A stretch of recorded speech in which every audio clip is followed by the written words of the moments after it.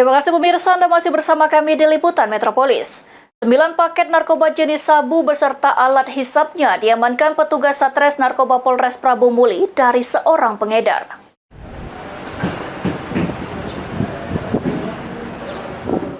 Petugas Satres Narkoba Polres Prabu Muli kembali meringkus salah satu pengedar narkoba jenis sabu di kota Prabu Muli. Tersangka berinisial SDN diamankan di sebuah kontrakan di Kelurahan Muntang Tapus, Kecamatan Prabu Muli Barat, Kota Prabu Muli. Penangkapan tersangka SDN berdasarkan laporan dari masyarakat yang sudah resah adanya peredaran narkoba di daerah tersebut. Dari tangan tersangka, polisi berhasil mengamankan 9 paket narkotika jenis sabu siap edar beserta alat hisapnya.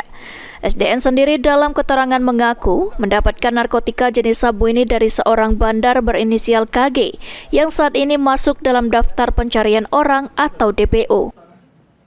Penyidikan di TKP pada saat itu di daerah Jalan Srikandi, Kelurahan Muntang Tapus, Prabu Muli Barat. Dilaksanakan penggerebekan, didapat seorang laki-laki atas nama SDR. Kemudian ditemukan 9 paket barang bukti pada saat digeledah, kurang lebih pada saat itu pukul 21.15 WIB. Kemudian ada pun beberapa BP sekarang ada depan rekan semua. Hasil daripada proses penangkapan dilaksanakan oleh kami Satres Narkoba. Dari catatan polisi, SDN merupakan tersangka narkoba yang sudah berulang kali masuk penjara.